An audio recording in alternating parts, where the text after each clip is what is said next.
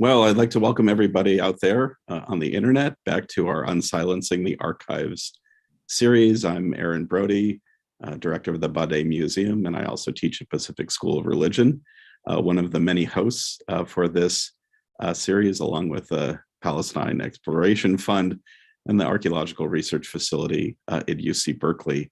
And before I get into my more formal introductions of today's speaker, I'd like to hand the floor over to our curator, Melissa Craddock, who will be kicking off today's talk with a land acknowledgement and a decolonization statement. Melissa. Thank you, Aaron. We would like to begin by acknowledging that Berkeley, California is on the territory of the Huchun, the ancestral and unceded land of the Chochenyo Ohlone. We respect the land and the people who have stewarded it throughout many generations, and we honor their elders, both past and present. We're living in a moment that warrants deep reflection on our past, wherein even our most venerated figures deserve reasonable scrutiny. During his time directing the archaeological excavations at Tel Nasbe, W.F. Badeh participated in harmful stereotyping of local populations that was common among white Americans and Europeans conducting fieldwork in British Mandate Palestine. Some of these attitudes appear in print in his popular 1934 book, A Manual of Excavation in the Near East. Museums are also scrutinizing their collections, including evaluating the legal status and the ethics with which they were acquired.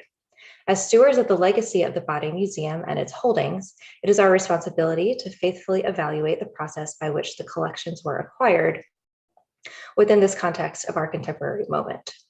One approach is to ask me questions of the archival materials in order to examine critically the manner and impact of archaeological work on Indigenous communities and to investigate the colonial conditions in which it played a part. The Badeh Museum recognizes that its location and collection are part of ongoing and painful colonial legacies that contributed to historical inequalities. These legacies have directly and indirectly impacted populations locally and abroad in Palestine, where excavations were conducted under the authority of the British Mandate government of Palestine. In an effort to bring light to these issues, to serve a broader public audience online, and to connect to the local community that it serves, the museum is taking action to become a more inclusive, welcoming, and equitable institution that practices the philosophy of radical inclusion adopted by its parent institution, Pacific School of Religion. One of these steps is the creation of open access web exhibitions and public programming like this lecture series, which highlight decolonizing themes. We invite you to participate in these programs so that together we can listen, learn, and work toward creating a more inclusive museum community. Thank you for joining us today. And Felicity, would you like to provide the audience with a PEF statement today? Sure. Thank you, Aaron. Thank you, Melissa. The PEF fully endorses the Badeh Museum's statement on decolonization and supports their efforts in this regard.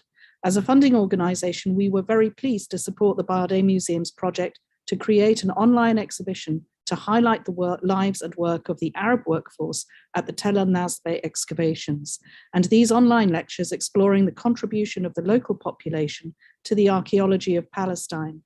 As another Western colonial era organization, our own history shares many of the same characteristics which have just been described, and we are keen to play our part in this process, both as co-hosts of these lectures and with our own initiatives. Thank you so much. And it's really great to have great partners in all of this work. So it is my distinct pleasure to introduce today's speaker, Dr. Kiersten Newman. She is interim chief curator at the Oriental Institute Museum, as well as an OI research associate and lecturer on Near Eastern art and archaeology in the Department of Art History at the University of Chicago. Kiersten received her PhD from the University of California, Berkeley, and was awarded the American Academic Research Institute in Iraq Donnie George Yuhana Dissertation Prize for the best U.S. doctoral dissertation on ancient Iraq. She is co-editor of the Routledge Handbook of Senses in the Ancient Near East, just in print in 2022, and has published numerous articles on sensory experience, ritualized practice, and material culture of the first millennium BCE, as well as museum practice, collections, and the reception of Assyrian and Achaemenid art. Kiersten has conducted archaeological fieldwork in Turkey and Greece, and in 2016, she helped host the OI's Ancient Land of Persia travel program in Iran. Kiersten curated the OI Museum's 2015 special exhibition, Persepolis, Images of an Empire, and is the curator of the current exhibition, which I encourage you all to visit, Joseph Linden Smith, the Persepolis Paintings. So I'm very pleased to welcome Dr. Kiersten Newman to this lecture series and to hand the floor over to her. Thank you very much, Aaron. So I'll take a minute to share my screen.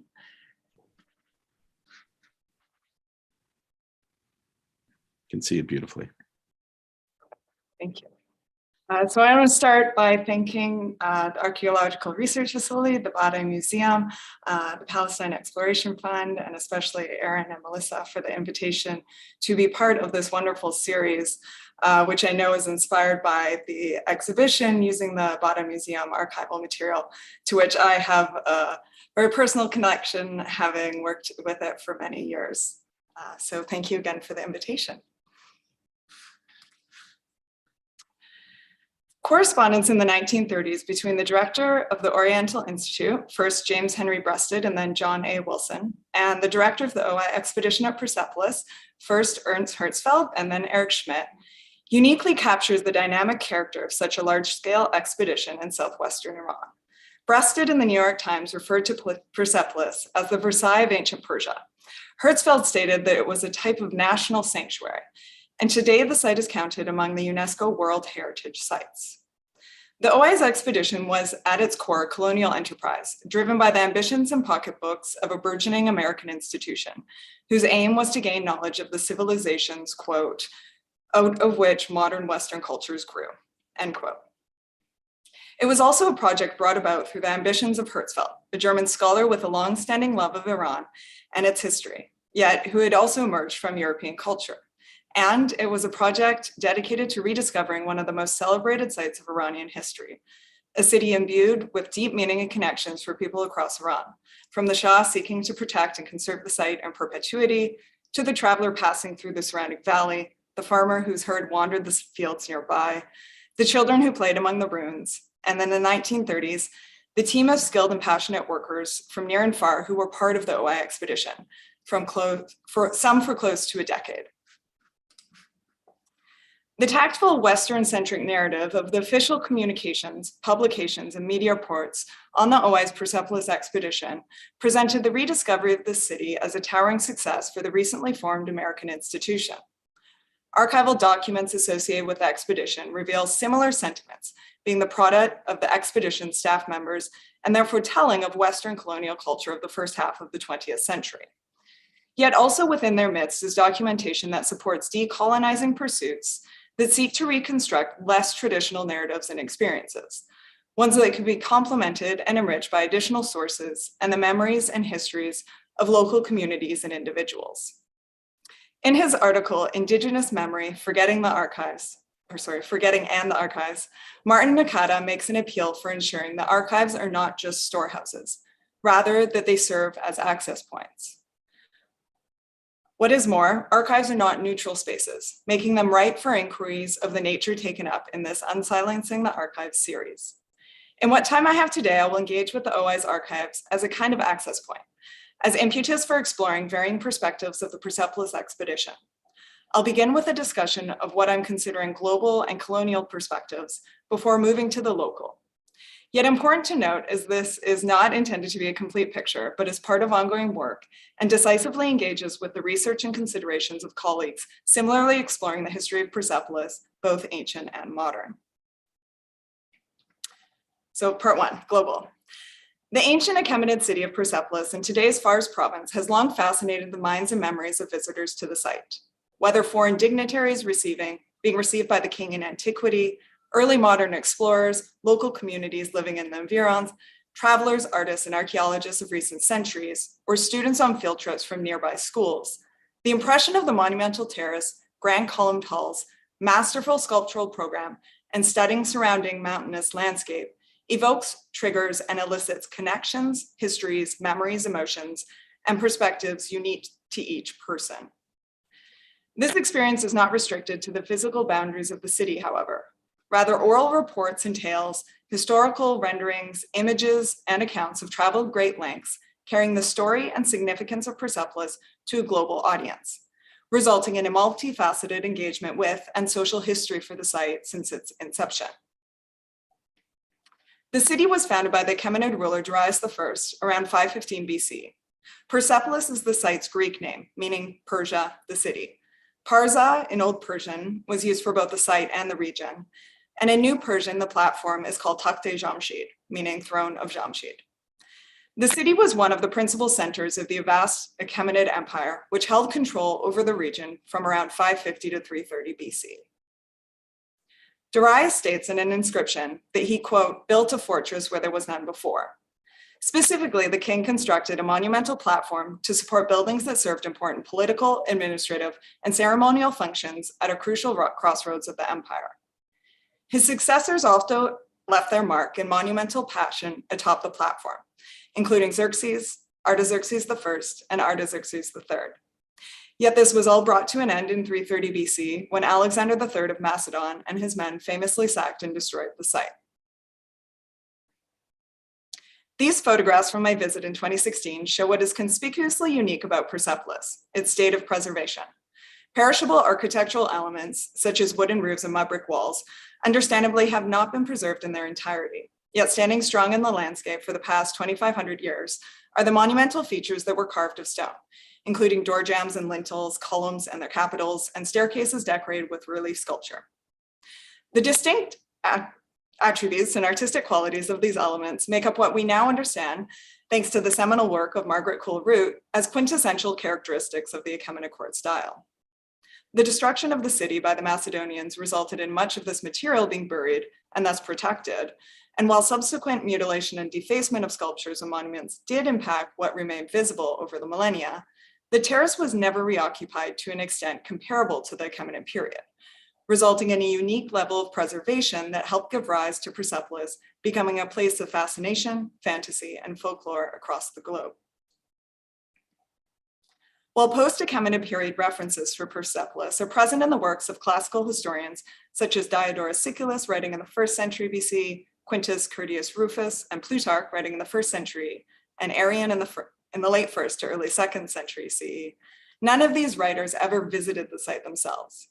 And it was not long before Persepolis' Achaemenid origins and history became obscured, the site's majesty and iconicity lending itself beautifully to legends of heroic past, myth-making, and symbolic significance. In the 1st millennium CE, for example, the construction of the terrace became attributed to one or the other of two founders, Jamshid, the legendary king hero of early Iran, and Solomon, biblical prophet. The first lent itself to the name of Takht-e Jamshid, or throne of Jamshid, for the citadel platform. Persepolis also became conflated with the nearby Sasanian city of Istakhr. And here I'm showing a drawing of Istakhr published in 1905 with a caption that reads, Ruins of Istakhr, Harem of Jamshid. Additional names attributed to the site reference its many stone columns, including Sad Sotun, which means 100 columns and dates back to the Sasanian period, and as recorded on this map from 1687, Shalmanar, meaning 40 columns. Despite a disconnect with its Achaemenid origins, Persepolis remained a place of symbolic value for rulers of Iran for centuries and across generations.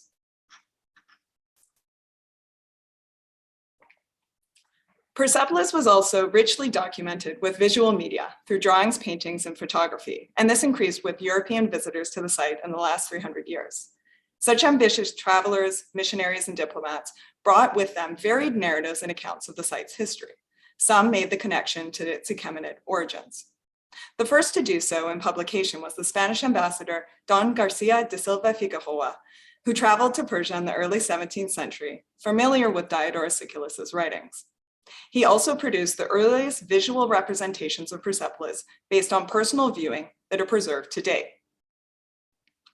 Additional noteworthy early modern visual records include the work of Dutch painter and traveler Cornelius de Bruijn, The German explorer Kiersten Neumann, who produced detailed descriptions of the ruins and the first accurate copies of several inscriptions to reach Europe, which made fundamental contribution to the decipherment of cuneiform script.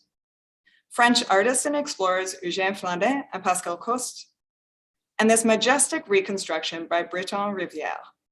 It is also in the 19th century, with the rise and demand of European national museums, that sculptured fragments began to be removed from the terrace, most notably by members of a British diplomatic mission led by Sir Gore Ouseley, that dug at the Persepolis and used colonial infrastructure to ship fragments to England by way of Navy ships. Thanks here to Lindsay Allen for her rigorous and ongoing work of mapping the diaspora of Persepolitan fragments outside of Iran. Interest was not all from Europe, however. Impetus and efforts to record the site also came from within Iran. The work of a number of scholars, including Asadullah Suran Malikian Shervani, Karl Nylander, Vladimir Minorsky, and Muhammad Taqi Mostafavi, strives to decolonize Western scholarship on Persepolis, giving prominence to published work in Persian and Iranian archival material and exploring Iranian perspectives. Ali Mousavi attributes early Iranian engagement and interest in excavating Persepolis as having, quote, the effect of catalyzing national interest in archaeological activity throughout Iran, end quote. Here, I will only make reference to a few endeavors.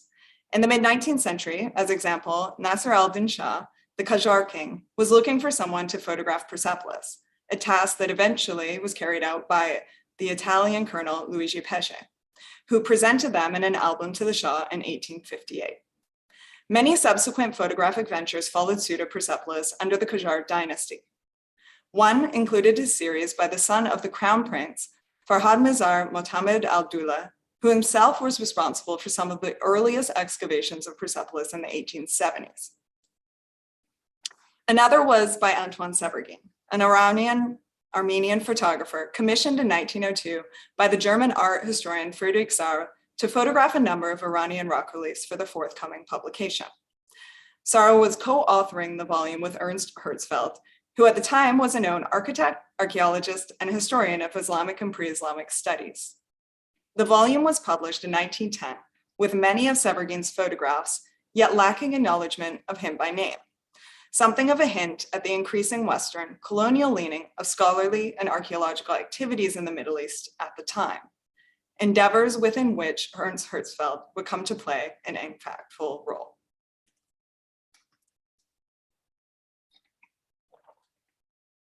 Part 2, Colonial.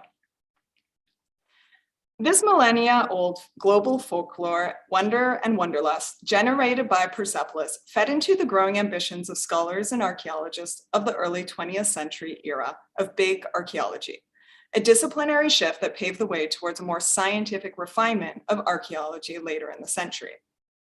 With the end of the First World War, Western colonial powers were vying to secure the next monumental field project that would elicit history-altering discoveries, and with that, earn international headlines and formidable contributions to the understanding of early civilizations of the exotic and unfamiliar, quote-unquote, Orient.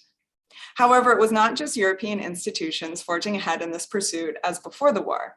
Now, American institutions were equally throwing their hat into the ring. In 1919, at the University of Chicago, James Henry Breasted, Egyptologist and then faculty member, founded the Oriental Institute, hereafter the OI, with funding provided by John D. Rockefeller Jr. Its purpose was to serve as an interdisciplinary research center to study the rise of humankind and the complex civilizations in the ancient Middle East. Marking the entry to the Institute's new building of 1931 was, and still is today, a relief sculpture occupying the tympanum over the entrance that depicts representative rulers and individuals, architecture and animals of East and West.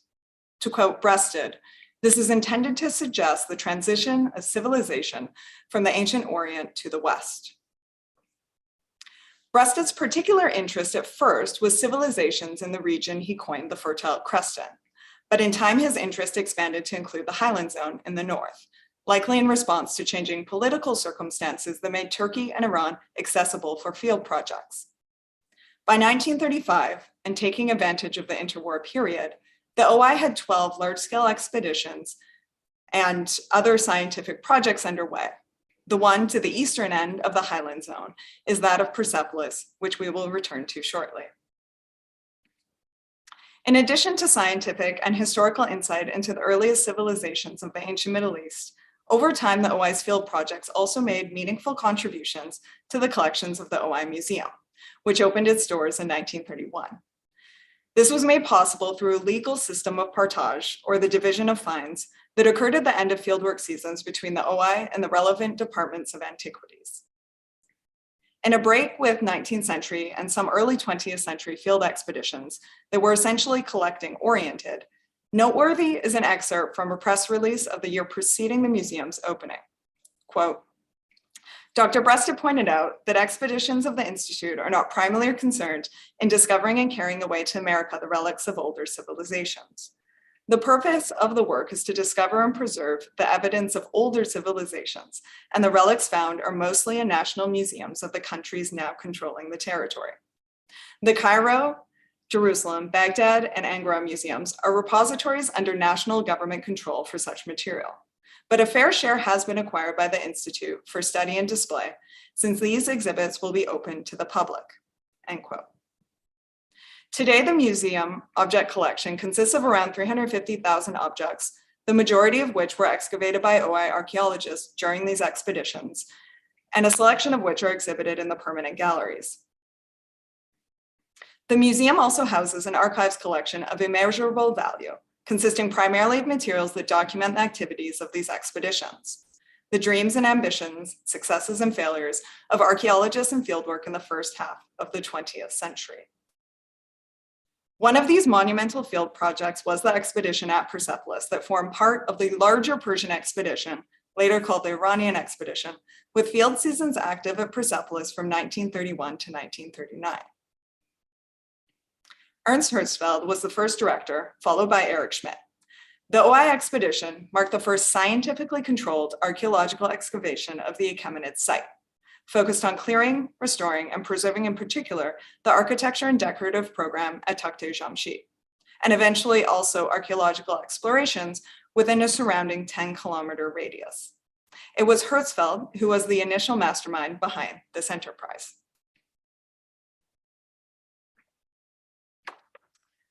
Ernst Emil Hertzfeld first visited Persepolis in 1905 in preparation for his future publication of Iranian reliefs on a return trip from Ashur in present-day northern Iraq, where he was assisting in the German expedition directed by Walter Andre.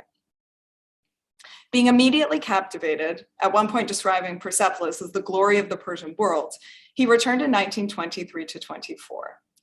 He spent 6 weeks on the terrace documenting and photographing the ruins. In the photo on the lower left, you can see tents set up amidst the palace of Darius, also called the Takara. And here are additional photographs with members of the local community, as well as a ground plan. Concurrently, Hertzfeld was also engaged by the Qajar Prince and Governor of Fars Province, Firuz Mirza, to create a report on the site. This was published in 1929 in the Archaeologische Mitteilungen aus Iran, Volume 1, accompanied by a detailed plan and over 50 photographs. Discussions had ensued between Hertzfeld and Firuz Mirza about possible excavations that never came to pass, the Qajar dynasty coming to an end in 1925, followed by the establishment of the Pahlavi dynasty by Reza Shah.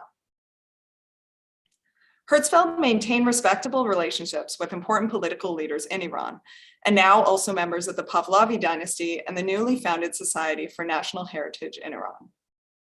And in 1928, he was permitted to carry out a 4-week excavation season at the Achaemenid site of Pasargadae, located 50 kilometers northeast of Persepolis.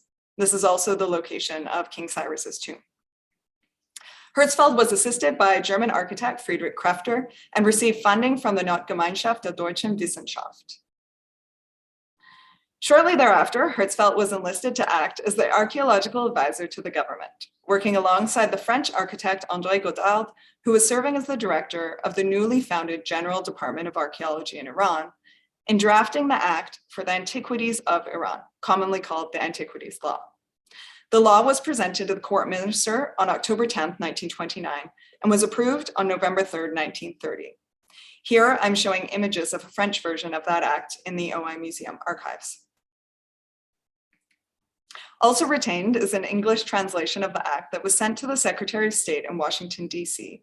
in November 1930, and the December 12th edition of the Messager de Téhéran that printed the act in full, including all 20 articles. With his unparalleled connections in Iran and keen interest in Persepolis, Hertzfeld sought institutional support for an expedition at the site. He had been in conversation with institutions in Germany and America, including the University Museum of Pennsylvania and the OI, seeking support. With the passing of the law, he reached out to Breasted, with whom he was already collegial, and received a positive response. Ultimately, Reza Shah, who had previously expressed concern about the state of the ruins of Persepolis and security of the site, and a unanimous vote of the Persian parliament authorized Hertzfeld's request, granting him and the OI the concession to Persepolis on December 16, 1930. This truly marked the end of the monopoly on archaeology excavations in Iran, which had been held by the French delegation since 1885, yet was abolished in 1927. The OI's expedition began in the spring of 1931. Funding was provided by Ada Small Moore, more commonly known as Mrs. William H. Moore, a wealthy American art collector and patron interested in archaeological activities in Iran. At the time, she chose to remain anonymous. Work at the site continued through 1939, with the change of directorship between 1934 and 35, and the solicitation and securing of co-sponsorships from the Boston Museum of Fine Arts and the University of Pennsylvania Museum beginning in April 1937, and which continued until the completion of the expedition. The traditional telling in the early 20th century of the OI's Persepolis expedition is a predominantly Western-centric narrative, shaped by a host of public lectures and announcements, a 1934 promotional video called The Human Adventure, publications and news features replete with captivating photographs. To quote Matthew Stolper from the OI's recent centennial publication, "The discoveries of Persepolis, like those of the other great interwar archaeological projects in Mesopotamia and Egypt, were international news, reported in the Illustrated London News, the Times of London, the New York Times, Time Magazine, and the Scientific American, and newspapers in Chicago and Berlin. The site became a destination for a new class of European travelers for whom the modern automobile made the Middle East accessible. Persepolis was glamorous, as John A. Wilson, Breasted's successor as director of the OI, put it, a public relation man's dream," end quote.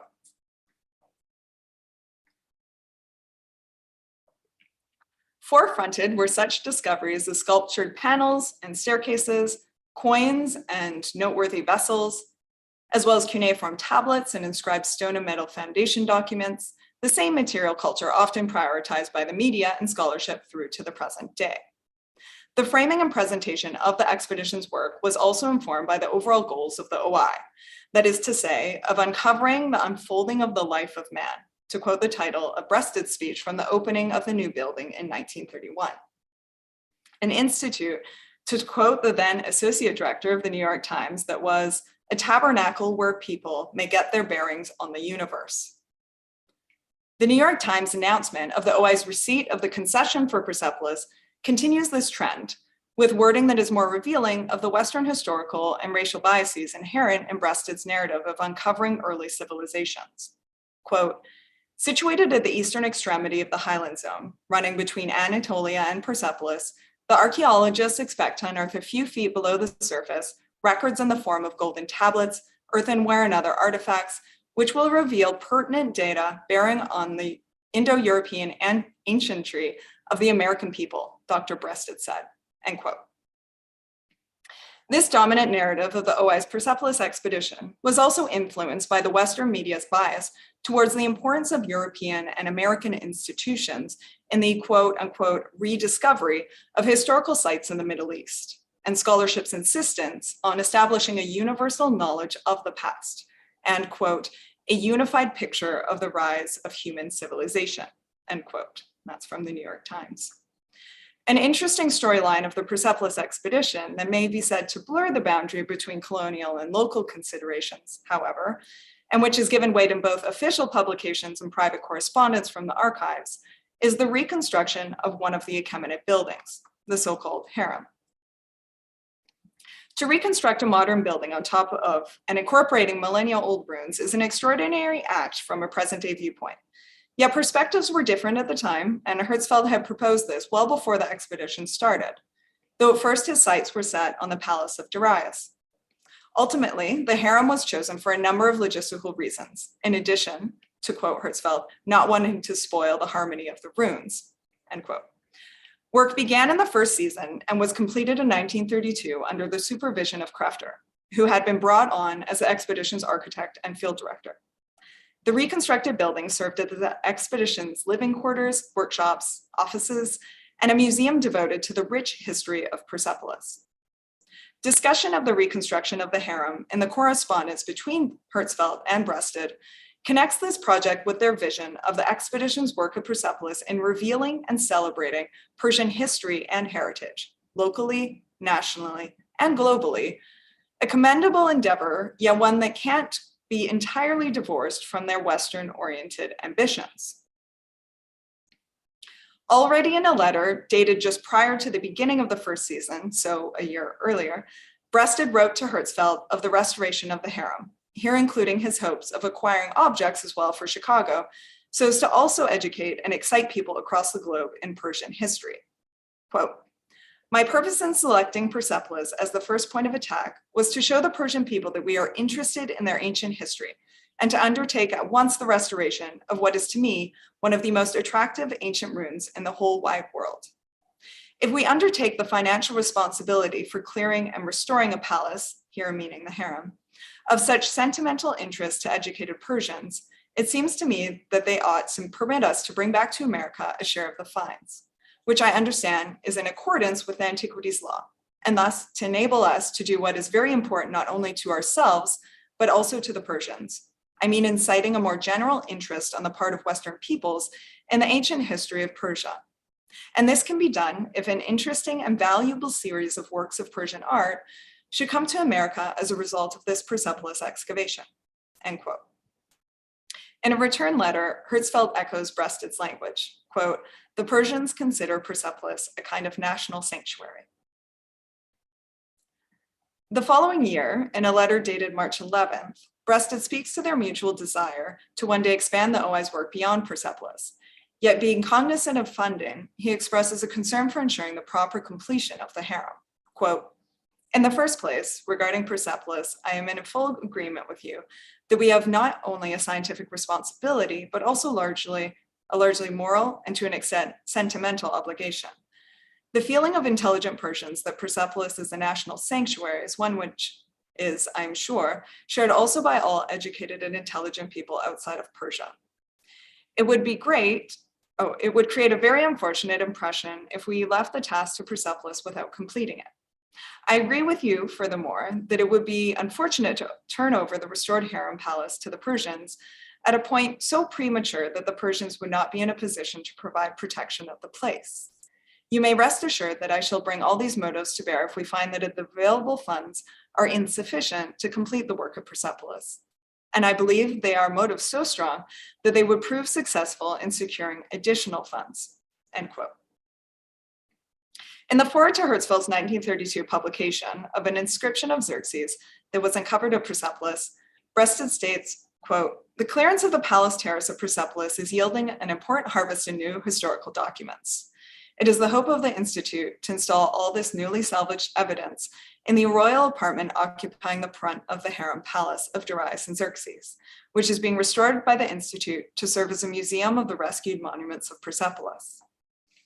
This magnificent royal residence of ancient Persia may thus, in a very real sense, become a national sanctuary in which the citizens of modern Persia may find enshrined in honor the surviving memorials of their greatest ancestors," end quote. Noteworthy is the formal visit of Reza Shah to the site the following year. Upon concluding the tour of the archaeological site, including the restored harem, Reza Shah expressed to Hertzfeld, quote, "You are doing the work of civilization here, and I thank you," end quote.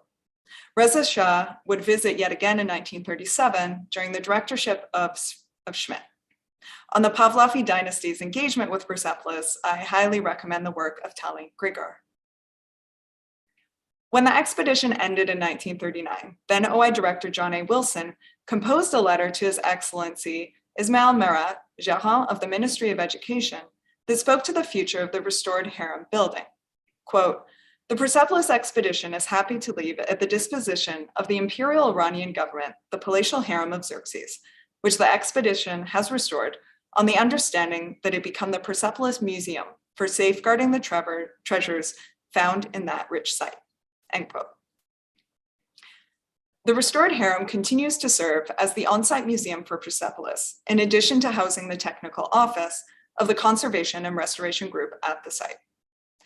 This leads nicely into a consideration of local perspectives. That is to say, the less told stories of people intimately connected with and their experience of the OI expedition. So part 3, local. The bulk of the OI Museum archives for the years of Hertzfeld directorship is the correspondence between him and James Henry Breasted, as well as some with the latter's son, Charles Breasted. These letters, written both in English and German and dated between 1931 and 34, focus on the progress of the clearing and restoration on the terrace, budgets and funding, visitors and requests from press, and future work and expansions to the concession. However, by 1934, tensions and strained relations had grown to such an extent between Hertzfeld colleagues and local administrative and governing bodies that the OI, acting out a request from the Persian government, asked Hertzfeld to resign as director of the expedition. As a result, the greater part of Hertzfeld's documents related to the Persian expedition are found outside of the OI Museum collection, in institutions across America, Europe, and Iran. Yet even so, it can be said that he was not a meticulous record keeper with respect to the day-to-day operations, and less well represented are records that speak to community engagement and the indigenous experience and social history of the expedition. Here I will touch on a few points of interest for this period. The Persian expedition staff members, whom the OI employed and who worked at Persepolis during Hertzfeld's time, were principally German, and some were individuals with whom he had already a working relationship, including Crafter, discussed above, Karl Bergner, who served as second architect and draftsman, and Hans Wicker von Busse, the photographer. Of note for inquiries of local engagement is a letter from Hertzfeld to Breasted in April 1931, in which he mentions 2 men, Crafter and Joseph Upton, as possible hires for the expedition's architect and scientific assistant, respectively. Here, Hertzfeld notes their strength of already knowing the conditions of work in Persia and their ability to speak English, German, French, and some Persian, which Hertzfeld remarks as being great advantages, almost necessities. And what of the rest of the team, the foremen and hundreds of workers whose participation made the expedition possible? Hertzfeld's first letter to Breasted after his arrival to Persepolis, dated April 27, 1931, starts by saying something of the reception he received in the area. Quote, "The 4th, I was in Shiraz, calling at all the various civil and military authorities, and received everywhere, thanks to some official and private letters, with great and apparently genuine kindness." End quote. He goes on to speak to the hiring of the workers. Quote, "It was not difficult to find 140 workmen, and one could have 3 times as many. But as a part of them will probably be compelled to harvest their crops in about a fortnight, I'm trying to replace them by others that have no agricultural occupation.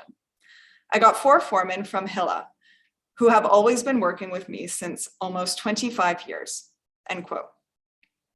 Hilla is a city in central Iraq, near the ancient city of Babylon and the Islamic site of Samarra. Prior to Iran, Hertzfeld had worked at Samarra, where he would have established such a long-standing relationship with these Arab workers. That Hertzfeld then brought them to Persepolis, where each was a foreman with his own team assigned to specific areas on the terrace, is a testament to their exceptional skills. These foremen are also referred to in sources outside of the OI Museum archives, including Crafter's unpublished diary and a publication by Mostafavi, representative of the Persian government. The former has been transcribed and generously shared by his son, Heiko Crafter, and excerpts from the latter have been translated and published by Ali Musavi in his 2012 volume on Persepolis. Entries in Crafter's diary related to the discovery of some 30,000 Achaemenid administrative records on clay tablets and fragments in the northeastern fortifications in 1933, named 3 of the Arab foremen, Suleiman, Jawad, and Kazim. With respect to packing the tablets, we get the following entries over a series of days.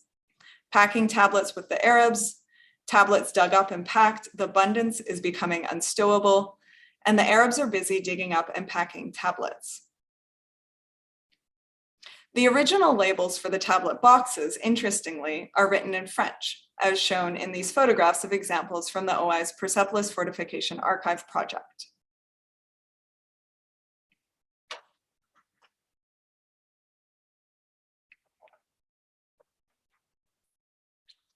The same Arab foreman carried out the excavations that uncovered pairs of gold and silver foundation tablets that had been deposited in the northeastern and southeastern corners of the main hall of the Apadana later that same year. Crafter, taking advantage of a lull in work during an absence of Hertzfeld from the site, was responsible for directing the foremen to dig at the locations they did, leading to the discovery of the tablets. Mustafavi, who was present for this discovery, recorded the following of the event. Quote, in September of that year, when Professor Hertzfeld was absent and the excavations at Persepolis had been frozen because of financial difficulties, there were a few Arab foremen from Samarra employed full-time by the expedition that had to pay them whether or not there was work to do. Crafter took advantage of such an opportunity to find out what had been intriguing him for a long time. On the order of Professor Crafter, the above-mentioned foreman began to dig at 1.5 meters trench at that spot. Since they were very skillful, they soon realized that what they were digging was a mud brick wall, which should not be destroyed, end quote. After being informed of this, Crafter instructed them to keep digging, and eventually they uncovered a stone slab underneath which was a stone box containing a pair of metal tablets. This photo shows Mustafavi outside the trench on the far left, with 2 of the foremen in front of him inside the trench. Crafter is at the far right, also in the trench. A few days later, Crafter records in his diary, quote, Arabs at 100 column tall wrote their own reports, seeming to denote that the foremen were also responsible at times for writing their own excavation reports. Also noteworthy are some lines from a letter sent by von Busse, the expedition photographer, to his father telling of the discovery of the tablets and its timing. Quote, we wanted to avoid prematurely letting the cat out of the bag, so the timing of the European trip of the leader of the expedition, during which the excavation activities in general were interrupted, was particularly well suited. Along with that, naturally, such an important project is best carried out when it is calm, rather than if workers are swarming about. Every day, each one of us is confronted with far too many demands of the most varied nature, end quote. This last, in addition to confirming the timing, relays something of the ambiance and experience of the site during peak excavation season. Words that match well with images such as this that suggest a similar cacophony and environment of bustling activity.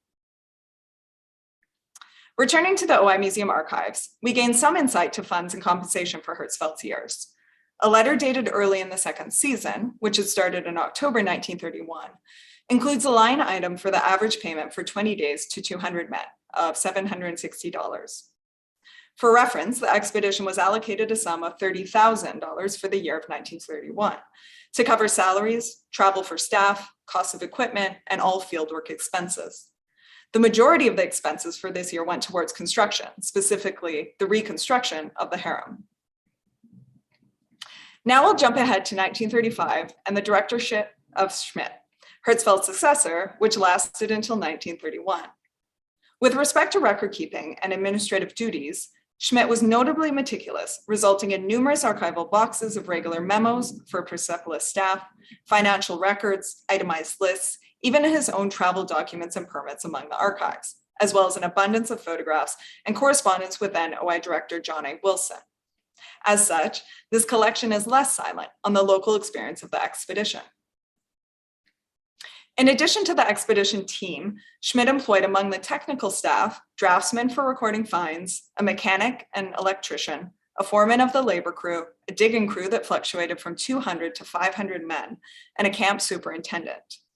The staff regularly also included a chauffeur, a mason who tended to both the expedition's building and the ancient structures, restorers for the delicate stonework and for broken antiquities, and a carpenter whose workload included creating crates for shipping artifacts.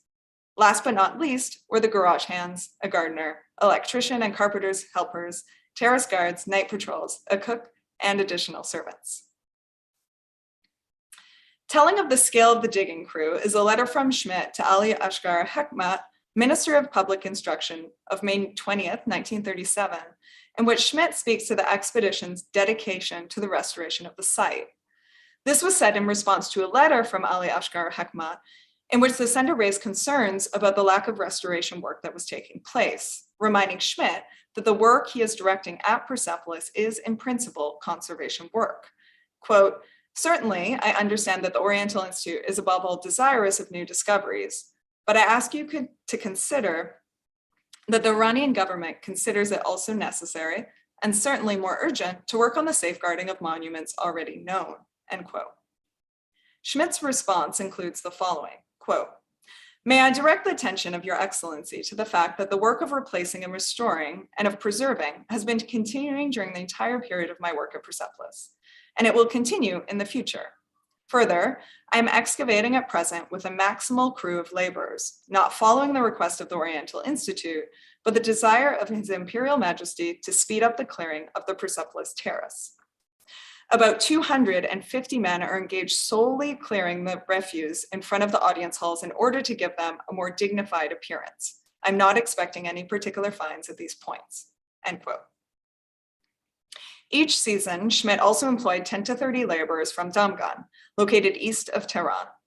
Having worked for Schmidt at the prehistoric site of Tepe Hisar in northeastern Iran, as well as at the Islamic city of Ray, south of Tehran, these men were, to quote Schmidt, "seasoned diggers of many years who served as animal drivers during the march, excavators during the stops, and camp guards at night," end quote.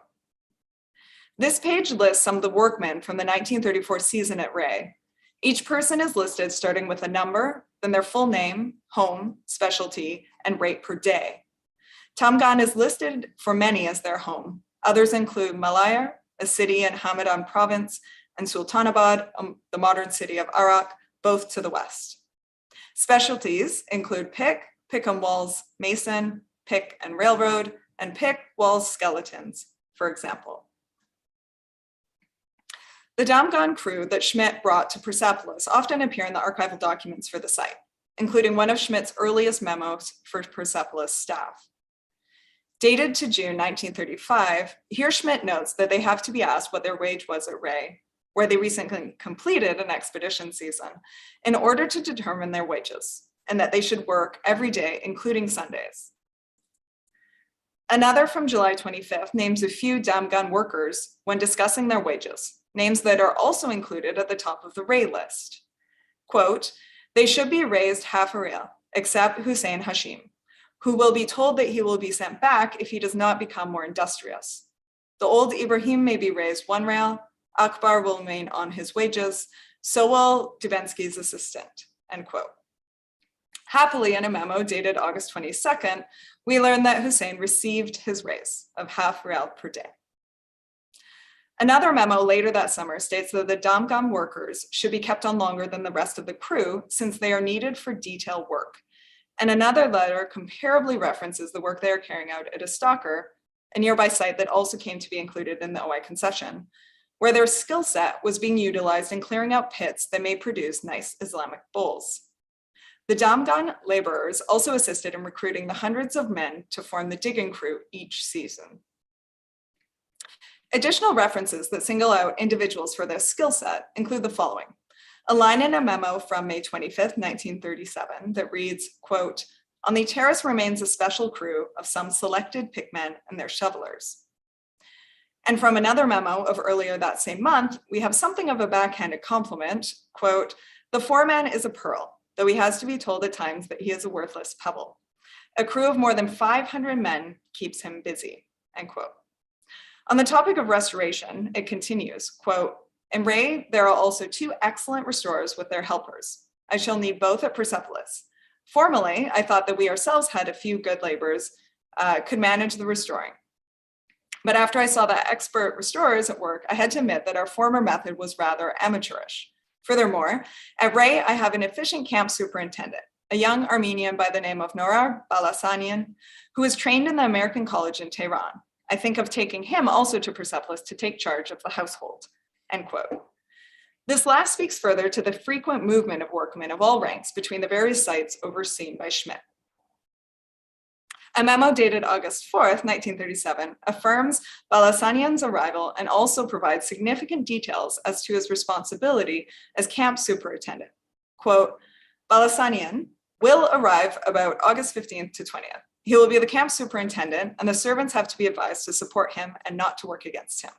He will take care of the household purchases and of such technical supplies which do not need an expert. He will unpack the race shipment, all technical equipment to be incorporated in Persepolis equipment. Balasanian will take over all those technical duties which he is able to fill. For example, typing of catalog cards, sorting objects and keeping them in order, keeping the storerooms, checking up on the work of the carpenters, masons, etc., assisting CH as chainman, if required, etc. He will live in the room now occupied by Bausen. The latter will move to the Damgani house or to Baba's house, according to McCowan's judgment, end quote. These and other archival documents also tell something of the living situation for workers at Persepolis. Materials dated to Schmidt's directorship attest that, once restored, a section of the harem served as the living quarters for not only the German and American expedition staff, but also the technical staff, including draftsmen and restorers, and at times their guests. In the area to the west of the terrace were additional houses for staff and servants. A letter from 1937 refers specifically to the house of Baba Khan, who served as expedition foreman for numerous years, and another for the Damgan laborers. The house of the gendarme was located on top of the terrace. Attested with frequency among Schmidt's papers are doctor's notes, composed by the OI expedition staff, primarily Schmidt. These letters speak to the care and attention the men received while employed by the expedition. Many not only name the individual, but also note their position. For example, February 22nd, 1936, I want you to have a look at our draftsman, George Abadian, and see if you can suggest something to help his stomach. He probably doesn't get enough exercise to be normal, for he is inside drawing all the time. And August 18th, 1936, will you please look after this man, Ghulam Reza Khan, our pot restorer. He came down sick yesterday morning with apparently stomach trouble. July 14th, 1936, yesterday I must have eaten something bad, for I've come down with an attack of digestional diarrhea. Would you be so good as to send out some bismuth so I can get over this without the usual prolonged porridge diet, which is our customary treatment here? I also want to ask a few questions about the stay of Ghulam Reza Shah, or Reza Khan in Shiraz, which is really necessary for him. Was it really necessary for him to spend a week in Shiraz while his boils were treated, or was he just taking a vacation while I was away? I'm also sending in our carpenter, Ustad Hassan, who is having a bad spell of malaria and would be glad to have him fixed up. And on the expedition foreman, March 23rd, 1936, our foreman has come down with a severe cold in his chest, a sort of bronchitis. Would you please give the medicine to Herr Kuhler, our chauffeur, and charge this to the expedition account? And later that year, September 18th, 1936, I am sending you Baba Khan, our foreman, who is an Assyrian Christian. Will you please treat him in the same way that Abadian was treated, since he has no one to cook for him, etc. He needs the attention of the hospital that we cannot give him here. Here we have Dr. Martin's response, quote, your fellow has bronchitis. We will look after him as we did Mr. George. In follow-up, Schmidt writes, thanks for your note telling of the condition of Baba Khan. I hope he is coming along all right. I am sending in one of our servants, Gorgi, who is suffering from rheumatism. Also telling for names and position of workers or letters of recommendation. Comparable in frequency in the archives, they similarly communicate the air of respect and appreciation of Schmidt for these individuals and their contribution to the work of Persepolis. Here I start with an individual we have already met. September 13th, 1936. This is to recommend Ghulam Reza Khan, who has worked at Takht Jamshid for 2 years. He is an expert restorer of pottery and other archaeological finds and completed the work of restoring fragments to the large stairways discovered by the expedition. He can be recommended as very good at his job and is a conscientious workman. He received 50 tomans per month and is kept from the expedition. A letter dated to June 24th, 1936 speaks to some of the generation spans at the expedition.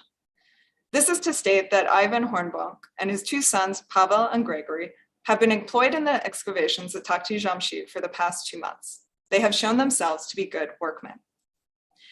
I can't help but wonder how old his sons were, being that photographs of the excavations such as this capture several children helping out in the trenches. Yet another individual we've already met, Baba Khan, who also appears under the name Baba Gorgas, September 13th, 1936. Baba Gorgas, foreman of the expeditions at Persepolis as well as at Ray, has been employed for 6 years by the expeditions in the capacity as head of the crew. He is efficient, conscientious, and able. I recommend him highly for any similar work. Interestingly, we also have a letter predating the Persepolis expedition when Baba Khan was in the employ of Schmidt at other sites, November 7th, 1934. I am sending you the expedition foreman, Baba Georgis, as a reliable, able, and energetic labor supervisor who has worked with the expedition for several seasons in Iraq and in Persia. I am anxious to find employment for him, since the expedition staff will leave the country after a short time, and since the excavations will be interrupted during this winter. I should greatly appreciate if you could employ Baba Georgis, whom I sincerely recommend. This letter was addressed to company Kamsax, a Danish engineering and construction company that had built railways in Denmark and Turkey, and signed a contract with the Shah to build a trans-Iranian railway from the Caspian Sea to the Persian Gulf, which it completed between 1933 and 38. With respect to Baba Khan, he is named most often in Schmidt's documentation, with several letters of recommendation and references in the memos, including one that states that the expedition was to keep him on during the off-season if he wasn't able to find other work, and many that speak of his duties, including, for example, preservation of the excavated walls by lining the top with baked bricks and removing old dump piles using the field railroad. Overall, these few excerpts from the documentation start to build a picture of the experience as well as the grouping and individuals that constituted the expedition team. To conclude, I want to touch on the story of one family with longstanding connections to Persepolis and the OI expedition, attested through publications, OI documentation, and the family members themselves. That is to say, Mr. Hassan Rassaz and his daughter, Mrs. Mariam Rassaz. I'm indebted to both for the invaluable information they have shared with me, and I will speak of them both again shortly. But first, let's jump back to 1923. This story starts with Hertzfeld's 6-week stay at Persepolis when he produced the comprehensive survey of the site that was published in 1929 30 volume of Archaeologische Mitteilungen aus Iran. The photographs accompanying that publication include several with people alongside the ruins. The 3 I'm showing here include the same young boy, one taken on the stairs leading up to the terrace, another in front of a colossal column base to the south of the terrace, and one at the southernmost point of the mountain behind Persepolis, in front of the unfinished tomb cut into the rock face. A 4th photo is found in Hertzfeld's papers in the Smithsonian collection. This was the first time these two met, the boy, Geram Rassaz, age 16, and Hertzfeld. In the time between when these photos were taken, Geram Rassaz had been assisting Hertzfeld in collecting pottery pieces from across the site. When Hertzfeld returned to Persepolis in 1931 to begin the OI expedition, Geram Rassaz had moved with his family to Zargan, a city 25 kilometers from Persepolis en route to Shiraz. Hertzfeld located Geram Rassaz and the latter returned to Persepolis. Geram Rassaz worked for the OI expedition until its completion in 1939, assisting at first with the excavation and reconstruction of the harem, and thereafter the electrical, technical, and mechanical systems of the complex. As noted in this letter of recommendation, written by Richard Haynes, expedition architect from 1937 to 39, quote, Geram has given very satisfactory service in taking care of the entire electric installation in the expedition house. He has kept the motors in good running order, as well as taking care of the batteries and the wiring.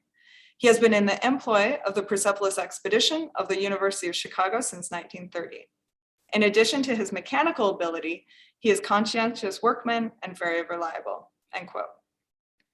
Each morning, Geram Rasas would charge the complex's batteries to ensure there would be lighting throughout the night. He also assisted the truck driver and helped with cleaning objects of precious metal and the organizing of objects that have been excavated. This information and this document were shared with me by Hassan Rasas. This was Hassan's father. He also shared with me documentation and stories of his uncle, Habib Mirza Akbar. Similar to Geram Rasas, Habib Mirza Akbar worked for the OI expedition from 1931 to 39, with a brief hiatus in which he served in the army. These letters tell of his positions as guardian, pickman, and the personal assistant of Karl Bergner, who was Herzfeld's architectural draftsman, yet stayed on under Schmidt, in which capacity he assisted with measuring and surveying. A second letter of recommendation, dated 1939 and written by Richard Haynes, states that Habib Mirza Akbar continued as a pickman and was also in charge of the storerooms of the excavation tools, as well as serving as a night guard. Hassan Rasas shared with me a story of his uncle about how the expedition engaged with the local community. When Habib Mirza Akbar and Karl Bergner were leaving Persepolis to carry out mapping nearby, Bergner told him that they ought to take medicine with them to treat the local community in that area. I found two memos that included notes on Habib Mirza Akbar in the OI Museum archives. Specifically, they detail the types of work he was to assist with on site. One mentions that he was not to work under Kuhler, a staff member with whom he had a fight, and who I've learned from other documentation had tension with several people. The memo then states of Habib Mirza Akbar that he is a good boy. As I mentioned earlier, it was Hassan Rasas who identified for me the boy in the photo as his father, Geram Rasas. He also shared the details of when his father first met Herzfeld and of his employment with the OI expedition, as well as that of his uncle, Habib Mirza Akbar. The photo on the right shows Geram Rasas and Hassan Rasas together on the stairs leading up to the terrace at Persepolis. Hassan Rasas was born at Takht-e Jamshid and, following in his father's footsteps, first worked as a restorer of Persepolis from 1964 to 75, assisting and training under the Italian restoration program directed by Giuseppe Tillia, restorer of stone monuments. From 1975 to 78, Hassan received training in restoration and preservation of historical monuments in Italy. He then returned to take up the post of technical manager of the restoration and preservation of the stone monuments at Persepolis. He held this position until 2008. And here I'm showing photographs of Hassan while providing explanations and advice on conservation and restoration to the Italian restorers working at the site in 2019. And the story continues with Hassan's daughter, Mrs. Mariam Rasas. Today, Mariam is involved in the Persepolis conservation and restoration activities and the documentation and archiving center at the site. Moreover, Mariam holds a master's degree in restoration. When I asked Hassan Rasas if his father had shared with him how the OI expedition was received by the local community during its time, he wrote that the presence of the Oriental Institute of Chicago and the excavation work led to the use of local indigenous workers, which was certainly welcomed by local communities who received salaries and the benefits of this employment. And when I asked something of the reception today of the project, Hassan shared that the impact of the group's excavation on the global and local community has been unparalleled. Experts and archaeologists continuing to engage with the publications and information from the OI expedition, which has made possible the protection and restoration of the monuments that continue through today. Working with the archives in preparation for today's talk, I assembled a spreadsheet with the names of over 50 workers mentioned in the documents. Challenges come with the varied spelling of some of these names from document to document. And for this expedition in particular, there's the break in record keeping between the two directors. Yet I hope to be able to recover similar stories for some of these names, maybe even connect some to the faces we see in photographs, such as these images I'm showing here, including the staff photo at the top from one of Schmidt's seasons. In conclusion, I have scanned, browsed, sorted, and read the OI's archival material from Persepolis expedition more times than I can count, searching for precise dates when buildings were excavated, when objects were discovered, details of preservation and restoration with hopes of information on polychromy and placement of architectural features, of anything that might offer greater insight into reconstructing the craftsmanship, ideology, and grandiosity of this Achaemenid city. I've also read with great fervor the correspondence between OI directors and expedition directors, moments of excitement at new discoveries, periods of anxiety over funding, frustrations with shipping equipment internationally, concerns with timing of field seasons, ruminations over the division of finds and museum displays in Chicago, approaches for maintaining good relations with the Persian government and the Ministry of Education, and growing concerns with international activities with the approach of World War II. Among this plethora of almost century-old documents, of letters, cables, spreadsheets, photographs, passports, and visas, are snapshots and insights into the experience and stories of the staff, workers, and local community that I have to date flipped past too hastily. The wealth of knowledge and discovery that resulted from the OI's Persepolis expedition was made possible because of the skilled, dedicated, and equally impassioned efforts of its entire team. A team that stretched far beyond the small group of international experts enumerated among the expedition staff, and whose perspectives are equally worthy of inquiry and attention. Though not a complete picture, the archives serve as a great point of departure. And here I've presented just a drop in the bucket of the perspectives and stories of the social history of the OI's Persepolis expedition.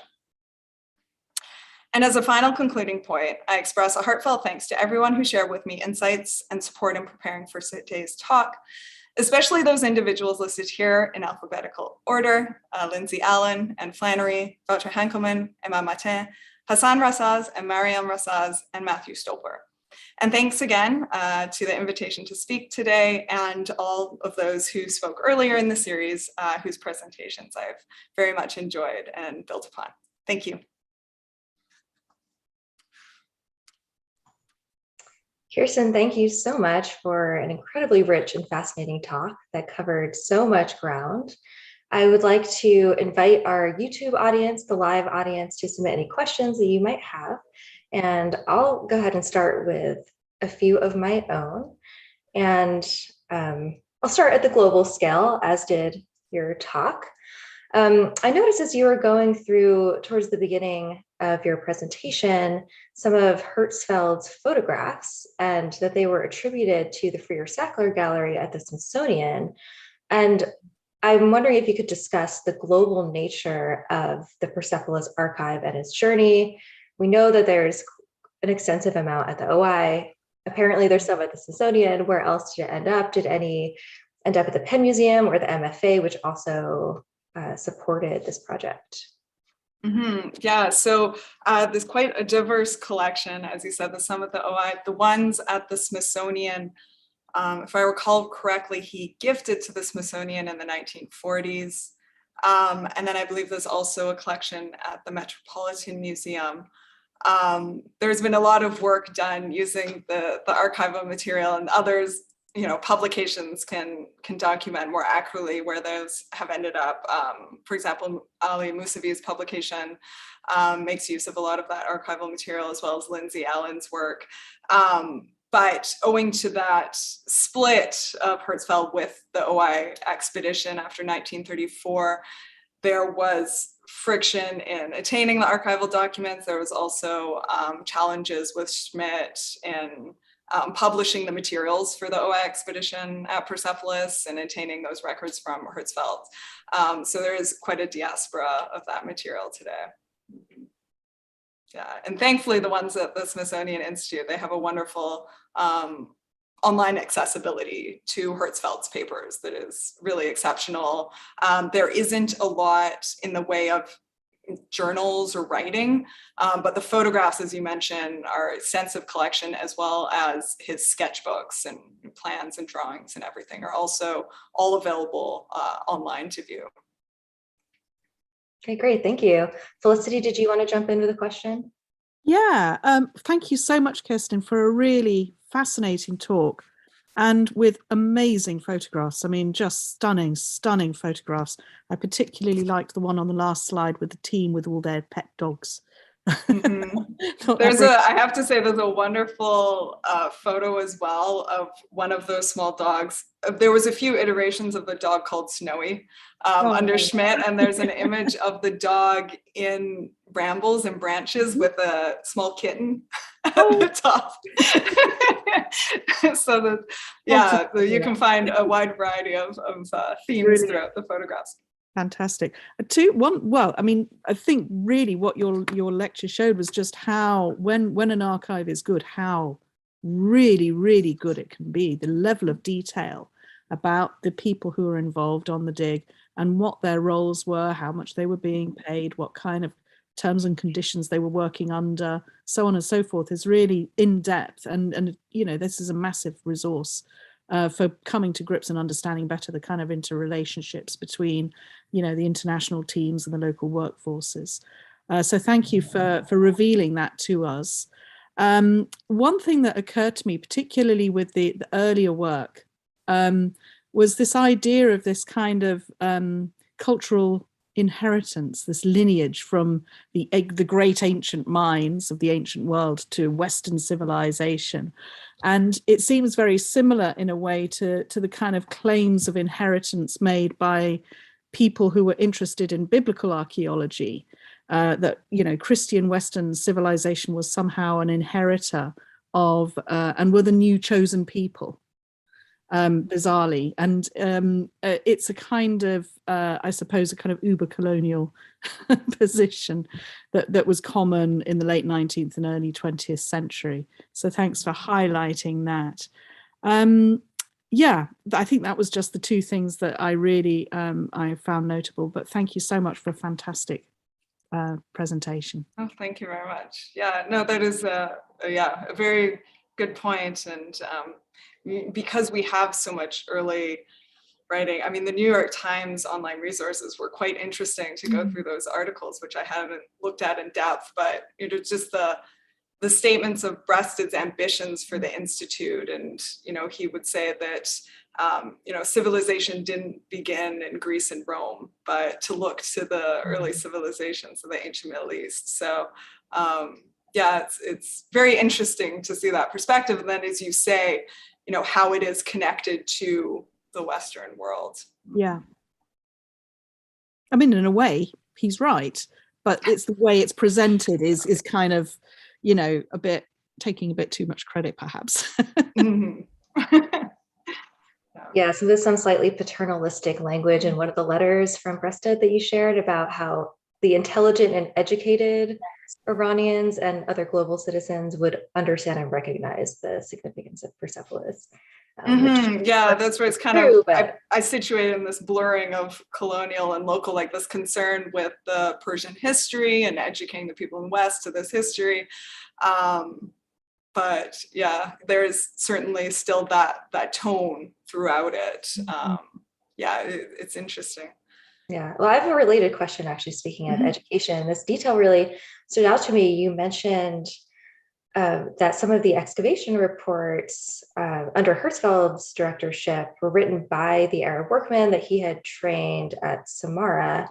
And I'd like to know if you know if there are any remaining copies of those reports, and if so, are they written in French, like the packing labels that were also attributed to the workers? Yeah, so that's something I was trying to tease out. I'm just starting to uncover, and that one line about writing the reports, I really only found attestation of that in Friedrich Krafter's diary. It was just that one line. I mean, it would be incredible to find another reference to that, whether it was in Hertzfeld's documentation or even in Schmidt's, if this was something that continued during his directorship as well. But that was kind of the one little piece to that. But I would love to be able to find out more. So maybe I will in ongoing pursuits. But yeah, that was really interesting. And then, as you mentioned, right, the French labels of the tablets. So in talking with Matthew Stolper and Wouter Halkeman about them and trying to tease out why they would be in French, yeah, that could also be an explanation there. Yeah. Yeah, it's sometimes just those little details, and I'm so glad that you included them, that can be so illuminating and surprising as well. Sometimes brings up more questions than answers. Yeah, of course. And then you realize what the archive is maybe missing. And yeah. Yeah. Another question about, this time about labor networks. So the OI project at Persepolis employed Americans, as well as many of those workers from Iraq who occupy the higher status jobs because they'd worked at Samarra, right? So they were the foreman. Sounds like they were more or less equivalent to the Egyptian Gufti and that type of system. And then there were also the local laborers, primarily agricultural workers. I'm wondering if there were any requirements by the Iranian government who granted this concession to the OI on how many local community members they were required to hire, or if that wasn't a legal requirement imposed on them. Yeah, great question. I am not aware of any requirements specifically of that nature, but yeah, that's something I'd like to keep in mind and look for. Yeah. So we have a question from an audience member. It says, thanks for this fascinating talk. I'm always intrigued by evidence of showing respect for the local people's knowledge and expertise as you showed for Schmidt versus treating the locals nicely, and seem to be more aimed at maintaining good relationships with the locals, hoping for help and collaboration. So I guess it's more of a comment about the relationship, in this case, between Schmidt and the local workers. Anything else to add to that discussion that you didn't have time to share? It's something that I think it's hinted at here in the archival material, but is something that I would love to explore with connecting with people who are descendants of people who participate in excavations, for example. Like, I think that's such a rich resource that remains to be tapped in more depth, because, you know, as I mentioned at the beginning, when you think about the archives and, you know, their intended role, it wasn't necessarily to capture all of that information. You know, it is material being sent back for bookkeeping and record keeping and memos and future publications. So, you know, that's something also that I think we hopefully in time will be able to say much more about it. But yeah. Thank you. I'm also wondering if there were any women who were involved in this project, whether on the OI side or local women who were supporting either the camp or the excavations. There are women who were part of the servants crew, especially in the harem complex. There was a large kitchen in there as well as a garden. There's one letter that talks extensively about plans for the garden one season and what was to be grown and at what time of the year. So there were some women, I haven't come across any pictures personally in the archives yet, but something to look into in more detail as well. Yeah, this is a good parallel to the Naswe archives because women do appear in photographs there, but not so much in the written material. And so I guess it's really the opposite kind of situation, but they're sort of these ghostly figures that are intriguing and I want to know more about them. That's something I'm also looking into with our set of archives at the Bade. Another question for you, thinking back earlier in this lecture series to Jack Green's talk on public health and Olga Tufnell's work as a midwife and treating eye diseases, you mentioned some of the health concerns that were raised in the letters that seemed to be primarily, at least in the excerpts you shared, primarily gastrointestinal issues, malaria, and chest infections.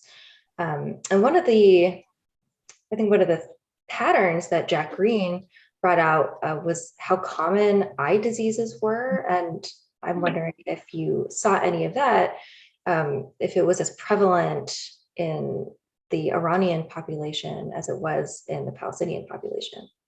Yeah, that wasn't something that stood out to me. I don't recall seeing a lot on eye ailments in particular. There was also a few that talk about sprains and that kind of, so not all gastrointestinal of that nature. There were sprains and other ailments of that type. Yeah, but it is such an interesting collection of of letters, and especially having them both to the doctor and back from the doctor, and discussions of how long someone is staying there, when they can return, and quite often statements like ensuring that the expenses are charged to the expedition. It was really interesting to see. Yeah. Celeste, any other questions from you? Yeah, I think that the kind of the health aspect is a really, really interesting one. I wonder why that is about the eye diseases, particularly why in Palestine it's such an issue. We always say, well, it's dust, there's a lot of dust, but there's going to be dust at a site like Persepolis as well, isn't there? So, and an environment like that as well. So it's an interesting one. The issue of women workers is also in the PEF archives. We have some very interesting, if I can put it that way, accounts of how Duncan Mackenzie, when he was working at Ein Shems Beth Shemesh, decided that the difficulties with employing women, because they couldn't work in teams that weren't made up of family members. And so it became logistically difficult. So he decided to replace them with wheelbarrows instead. just like that. But other people like Bliss, working a little bit earlier in the 1900s, actually prefers women workers. So it's a really, I think that there's a lot of variety in the archives. He says that first of all they were a bit shy, but actually in the end they ended up employing more women than men in his digs at Tel Asafi and Sandahana and so on. So I think that we need to, there's a lot of nuance going on, and different people have different approaches, certainly in terms of gender and how they deal with people and how they interact with the local communities. Yeah.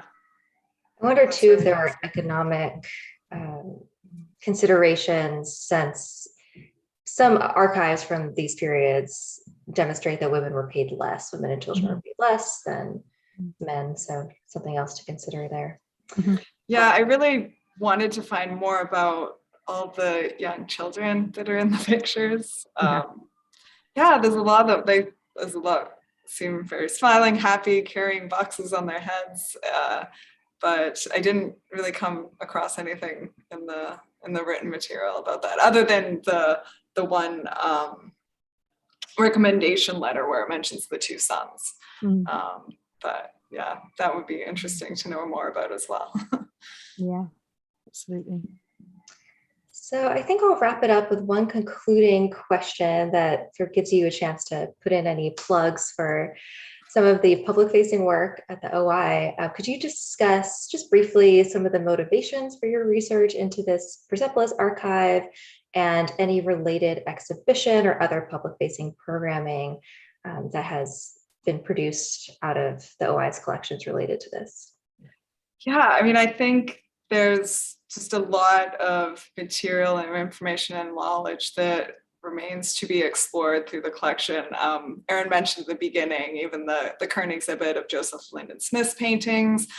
Those have been in the collection since 1935 when he painted them, and the two largest ones haven't been on display since 1939.